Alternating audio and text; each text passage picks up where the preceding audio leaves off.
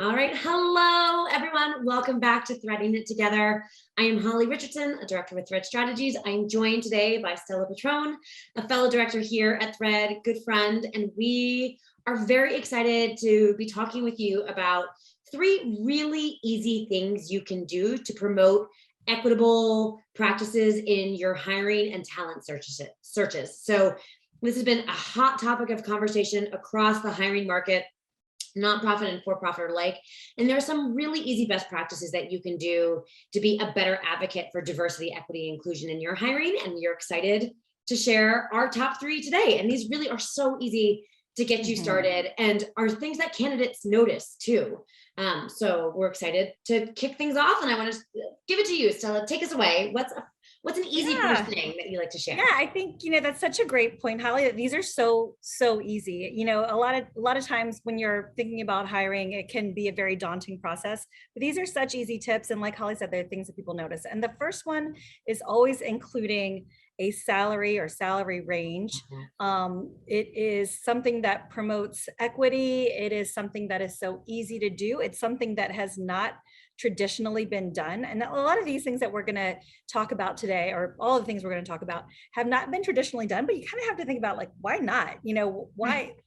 Why is that? And, I think when we've all done our searches, one of the things that, I've always looked at is for that transparency in the salary. And, but it's something that's so easy to do. And it's what candidates are going to be looking for. And as we've been talking about in these Threading It Togethers for hiring, there are a lot more positions than candidates right now. And you really want to make yourself stand out, but you also want to make sure that you are not just talking the talk when it comes to DEI, that you are doing it. And these are such easy tips. And the easiest one, what your salary range is, what you can offer. So just put it on there. Yeah. And I love this one in particular because it's equitable for women. It's equitable for all race and minorities. It's just equitable across the board to help close the various pay gaps that exist across the sector, and that everybody benefits when you just advertise what this position is worth to your organization, and so how much you're going to compensate for it. It's not about the candidate, it's about the value of the work, and that's prioritizing the correct thing. So love this one, so easy. I think another tip that we want to share, our number 2, is really investigate and think about, do you need those educational requirements on there? Is it absolutely imperative that your development manager, let's say you're hiring for one, have a Bachelor of Arts, or have completed a 4-year university? And why do they need that level of education to do that job? And really sit back and think, are we just setting educational attainment standards for the sake of putting them on there, and because that's a function of tradition? And are we potentially losing out on candidates with great experience or who have taken different life paths and may not have a 4-year degree or an advanced degree, but would be just amazing at building connections with your donors and funders, getting out there and exciting people, telling your story, thinking creatively. And oftentimes, especially because fundraising is a discipline in a field where you don't go to college for fundraising. We're not marketing or comms or business where you go get a degree in fundraising and then you head off into the job market. It doesn't work like that. All of us come from some other discipline or field. And so especially for your development folks, be really thinking about, what is it about that educational attainment that we are trying to communicate or get after by having it there? Is there a certain level of writing quality and analytical processing abilities? And how else can you probe that and get after that with your candidates above and beyond just an educational range that you put on there? So we've really started encouraging our partners to think more about years of experience and examples of experience rather than just straight out education. That's such an important point, Holly, is looking at, not just looking at the degree and do they have the degree. It's something, again, like all of the things that we're talking about today, that it seemed to be a standard part of every position description. And you have to sit back and think, why and what value does that add? As Holly said, there's no fundraising major, and the skills that a good development professional needs are not one that come from a single major or even having a degree. And so what is it that you're really after? Are you looking for a certain skill set, or are you looking for, dedication to a, to a particular path? And what other way can you get to that? Wouldn't And I it think be so really, easy and nice if there was a fundraising major? I mean, that would just be like, make all of our jobs way easier. you know what? That But I would also say that it evolves, fundraising evolves, and it really, I mean, if there was a Yeah. major, it would probably be just, relationships and understanding. And, Ding, ding, ding. I think that's the big thing. And it's kind of a cliche thing, but development is all about relationships and understanding and what makes people tick. And that's not, Yeah. that's definitely not something that you can get from college. I have an engineering degree, and they definitely don't teach anything in engineering No. that would be applicable to I'm fundraising. French literature. I mean, you want to talk about weird paths that then get into fundraising.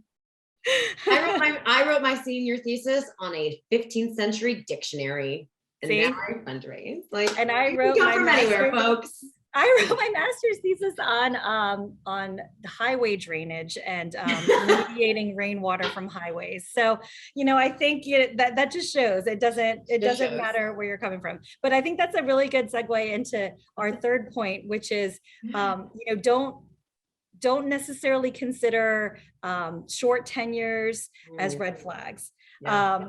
And I think it is what Holly and I have been talking about. But I think with every person who lands in development, it's a process. Some people know, and I've talked to a lot of them throughout the interview process. They have the internships with nonprofits, and they know from the beginning that this is what they want to do.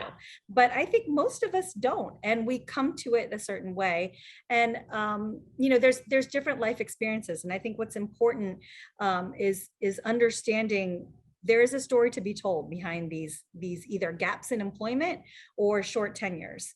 And especially, we can't emphasize this enough, in the post-COVID world, there are so many people who have gaps for whatever reasons, or, go to do something completely different. Maybe they were on the path of becoming the next executive director of a nonprofit. And then when COVID hit and they lost their job, then they started doing something completely different. And, but it doesn't necessarily need a pandemic for someone to have that kind of revelation and desire to explore other paths. And then sometimes those paths don't work out, but you always learn something from them.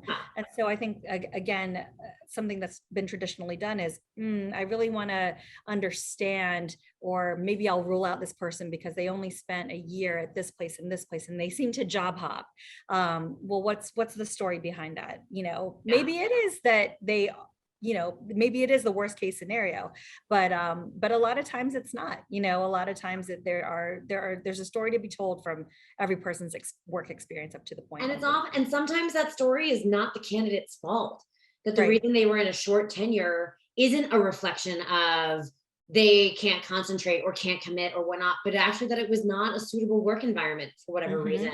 And so they were actually taking care of themselves by switching to a different job. So it's not always a reflection on the candidate of what you see on paper. It can be a reflection of the workplace, of a workplace that they were exiting for totally valid reasons that actually has nothing to do with them. So yeah.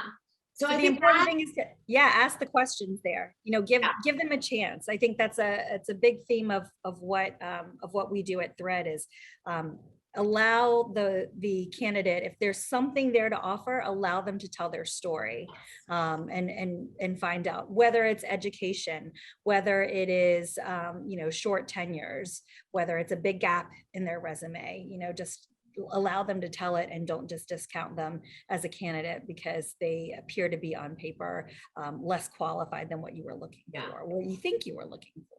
Totally. Yes. Just all the things, just yes. Across the board to number one, yes to posting those salary ranges as an amazing practice, and just a baseline easy one you can do to be a better advocate for DEI. Rethink those educational attainments. What are you really trying to get after there? What skills are you trying to use education as a proxy for? And then investigate that and be clearer about it. And then I'm gonna blank on that third one, but we were just talking about it. Tenures. Don't automatically consider gaps Yeah. in education or gaps in experience or Or gaps in my memory. Who knows? But again, thank you everyone for joining us today. Those are some of our quick, easy, amazing tips for how you can be a better advocate in your hiring processes for diversity, equity, inclusion. If you liked this video, we encourage you to like it on YouTube. Leave us a comment. Let us know what you thought was interesting or provocative or a new idea you hadn't heard. And go ahead and follow our channel so that you can get more amazing content from Threading It Together about how to put together and support and love on an amazing development team. So thanks everyone, and we'll see you next time.